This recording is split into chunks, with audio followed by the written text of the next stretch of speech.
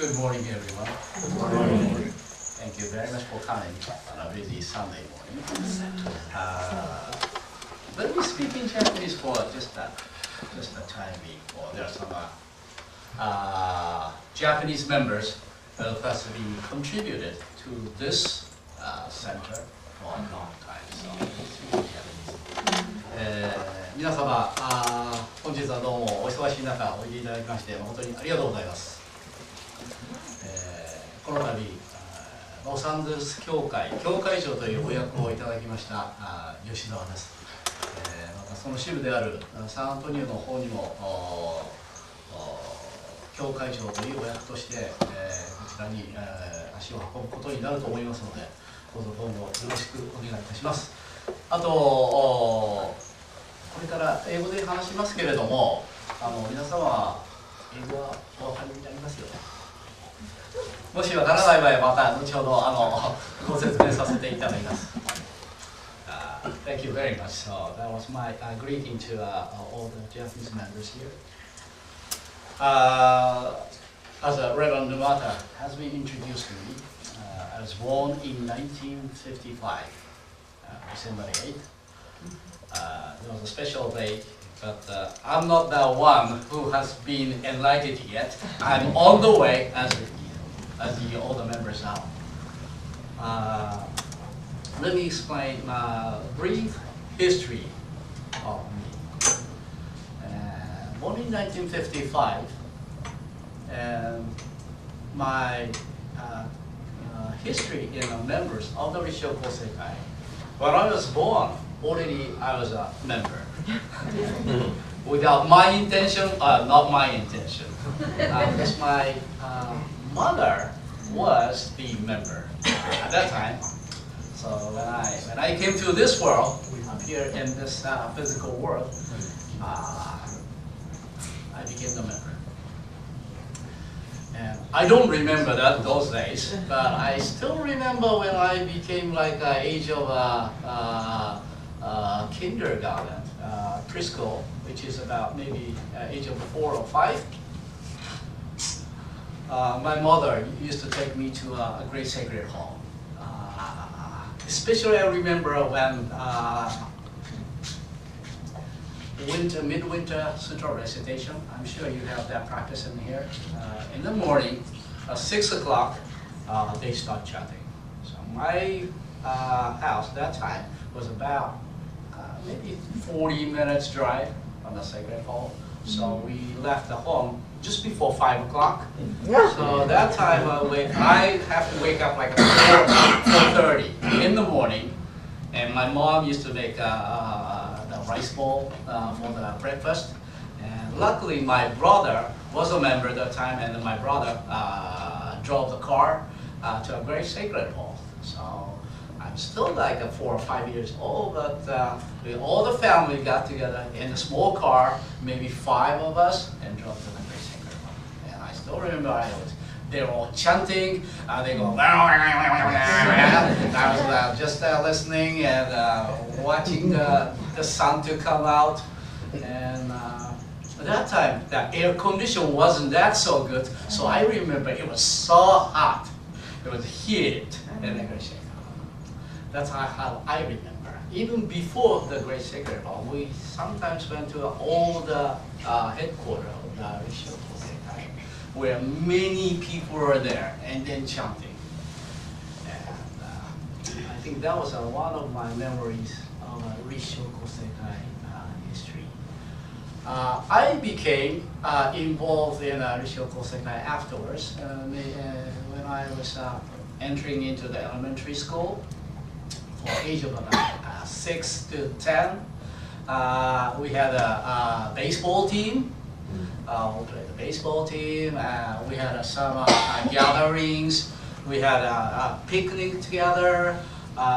We had a band, the orchestra things. I wasn't playing good.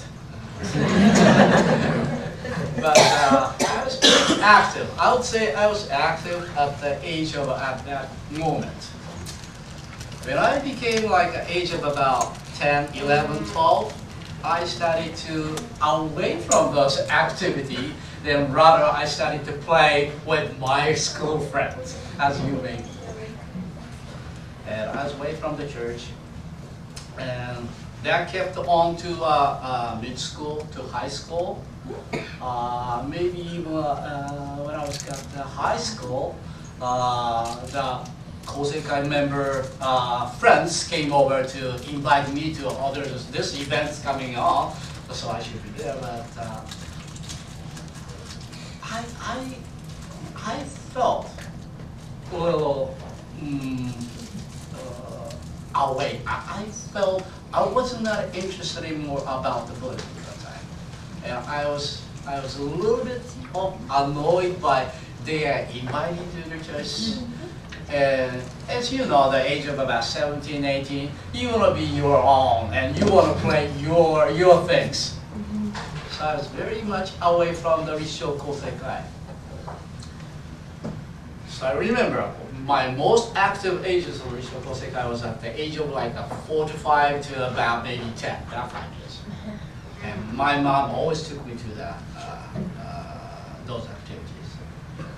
Then, after I graduated high school, I was always wanting to come to the United States. Maybe because of the TV shows. Do you remember like Gilligan's Island? Partridge Families. Maybe we're in the same age. So I wanted to somehow experience the life in the United States. That was exactly what it was, yeah. It was just like Exactly. We are same of the last part of the baby boomers, so 1950s. Then I applied to college in California, and somehow my friends wanted to go to the United States. He loved to ski, so he forced me to apply for the college in state college in Utah. So I wasn't, but okay, so I said, well, let's apply one in Utah, one and two in California. I really wanted to come to California. Then that was the last year of the high school, and we waited after about 1 month applied the college. And the first acceptance I received was from the state of University of Utah. Then I said to my friend, and my friends got the same too. So, hey, we got acceptance from this college. So shall we wait for the California? Then my friend said, no, you're gonna go apply for this. You gotta pay for this down payment and get the ticket, this thing, so let's get ready for it. So I said, all right. Then I went to the college in the state of Utah. Then after I spent, well, before I decided to go to college, my parents were not I wouldn't say supportive, but they were a little bit reluctant to let me just go to college. It's a little far away. You have to fly about 14 hours to get there. At that time, we didn't have a smartphone, so we can't see a video phone, Facebook, or the mail comes around maybe a week after, the physical mail. And the exchange rate was like 360 yen for the dollars. So it was like, cost me like a fortune. But somehow I worked and I saved my money and I got into the college. Yay. And after 2 years, my parents said, what are you thinking? What are you doing in America? So, and we had a little talk, and I decided to come back. There's many factors involved, but I went back to Tokyo. Then got into the Sophia University, which is a Jesuit, very strict Jesuit school. We have the chapels, and you have to study Bibles. Which I wasn't that good at it, but I studied it. Then after I graduated, I was thinking after the graduate to college that I work for maybe 2 or 3 years, and then after that, then I want to go for an MBA to come back to the United States.